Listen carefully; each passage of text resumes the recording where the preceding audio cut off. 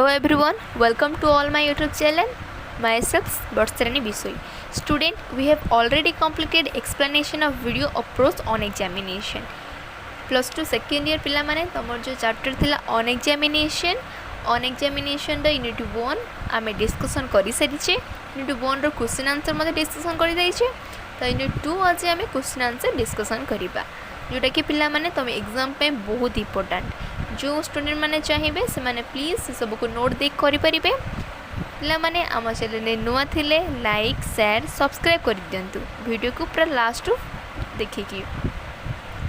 तो पिला माने चलो आज आम स्टार्ट करिबा यूनिट 2 क्वेश्चन आंसर.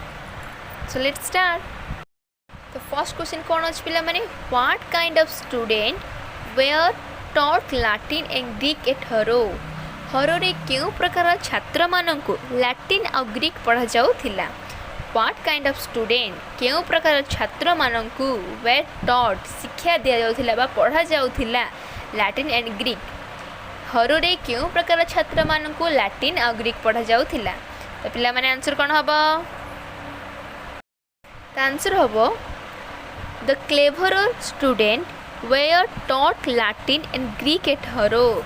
केवल चतुर पिला मानकु ही हरोरे ग्रीक और लैटिन पढ़ा जाउथिला. कौन हम answer the cleverer student were taught Latin and Greek at Harrow. तो सेकंड क्वेश्चन कौन अछि which student were taught only English. Which student were taught only English. केउ छात्र मानकु केवल इंग्लिश पढ़ा जाउथिला.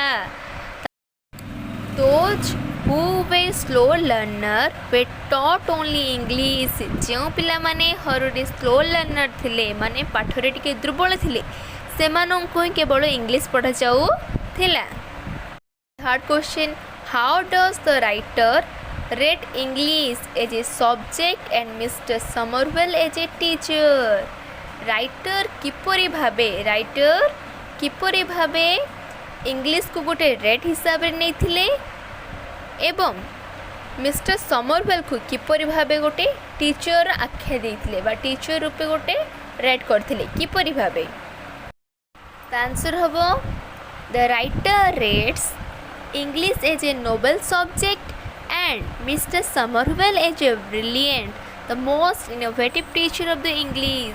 The writer rates English as a noble subject. लेखक English को नोबेल सब्जेक्ट रूपे रेट करथिले बा noble subject it means excellent बा गोटे भल सब्जेक्ट रूपे नहीं एवं Mister Somervell as a brilliant and a most innovative teacher of the English.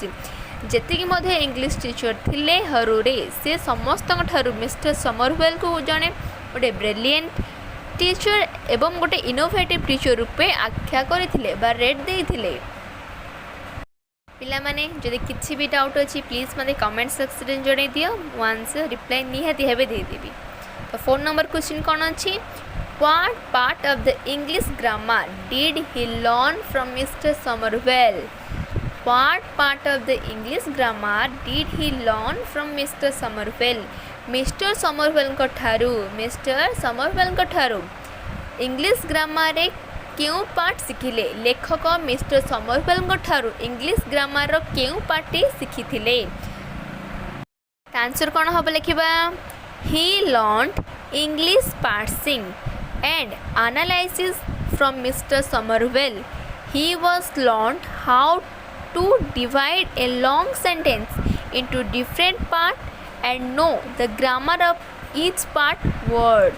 तो कौन है he learn English parsing and analysis करी मिस्टर समरवेल किपरि भाबे तांको से मिस्टर समरवेल किपरि भाबे इंग्लिश ग्रामर शिखिबा पाइथिले. क्वेश्चन पचरा हेछि त आंसर आमे लिखले जे he learn English parsing and analysis. English को लेखक मिस्टर समरवेल जो थिले इंग्लिश को पार्सिंग करथिले. पार्सिंग पिला माने मु कहिछि dividing a sentence into a parts and describe the grammar of each words. गोटे सेंटेंस को डिवाइड करिबो एवं ईच पार्ट रो ग्रामर को जानिबा बा ईच वर्ड रो ईच पार्ट रो ग्रामर को ब्रीफली पूरा भल भाबे संक्षिप्त भाबे जानिबा होछि पार्सिंग.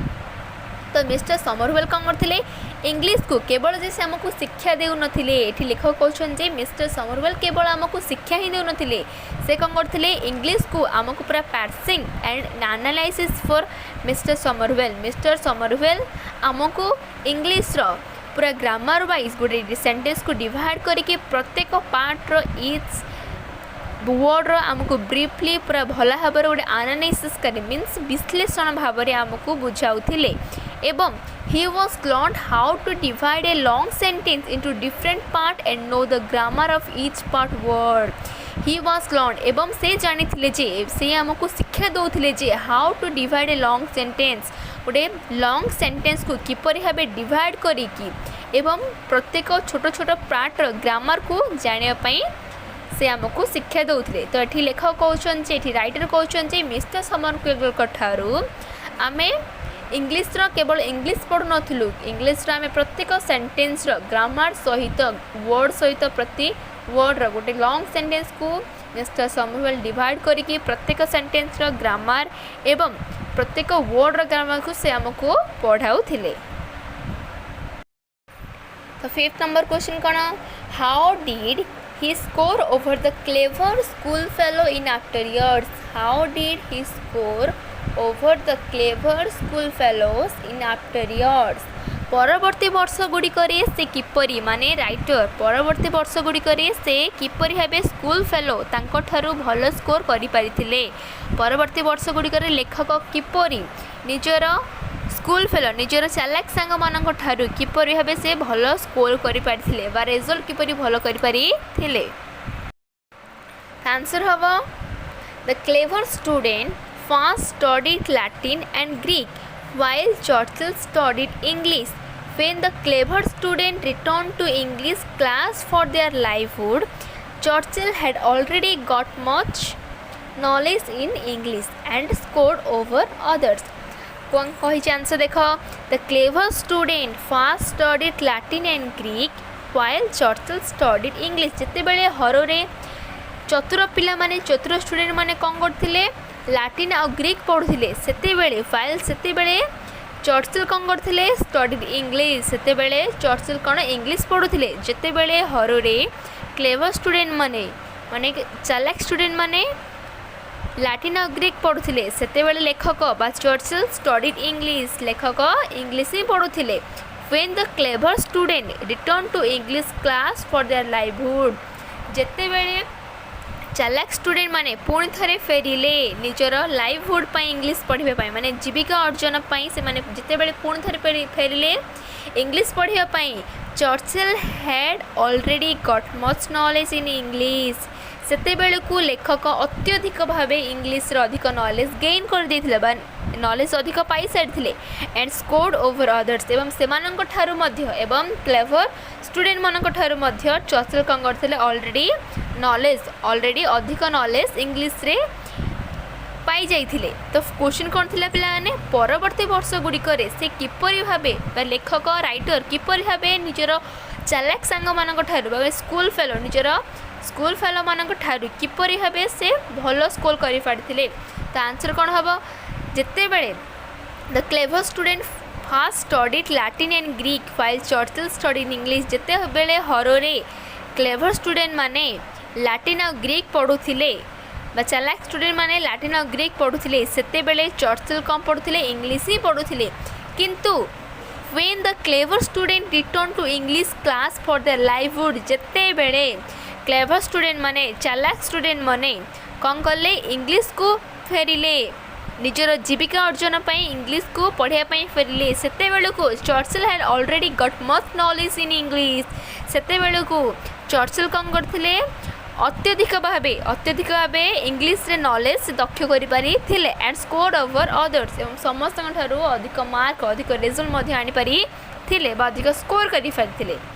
पिला माने मु पुणी थरे कहूची जदि प्लीज आम चैनल के नुआ छ वीडियो को लास्ट पन देखिके लाइक कमेंट शेयर सब्सक्राइब कर दियो किसी भी डाउट अच्छे कमेंट सेक्शन रे मते जणे दियो मु तुमको निहाती भाबे reply Devi.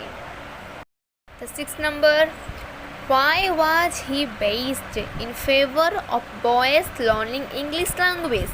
Why was he based in favour of boys learning English language से कहीं राइटर कहीं बॉयज मानक जो मैंने इंग्लिश फेवर रे थिले सेमानक सपक्ष इंग्लिश लैंग्वेज रो जो माने जो बॉयज माने सेमानक सपक्ष रे थिले से कहीं सेमानक सपक्ष रे थिले आंसर हबो he biased in favour of boys learning English language because English would give them job opportunity would earn their bread कारण English would give them job opportunity कारण भविष्य से चाकरी कारण बॉयज लेखक कहीं फेवर थे बॉयज मान फेवर इंग्लिश फेवर कारण English would give them job कारण इंग्लिश सब्जेक्टा कौन दब चाकरी सुजोग दब जॉब अपॉर्चुनिटी मीन्स चाकरी सुजोग दब एवं वुड अर्न देयर ब्रेड एवं से माने रोजगार करें निज लाइफ रे से माने कौन रोजगार क्षम हो पारे से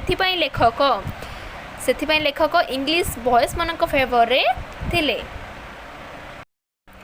देन पिला माने आमर एबे unit 2 question and answer already complete कर देइचंती हमें आम चैनल ने नुआ थिले प्लीज बेल आइकन को प्रेस करी क्लिक करी प्लीज सब्सक्राइब बटन को क्लिक कर दिंतु जहाँकि सर्वप्रथम नोटिफिकेशन आपण पाखे पहुँची जीवो सो पिला माने आमे नेक्स्ट क्लास यूनिट 3 पढ़िबा यूनिट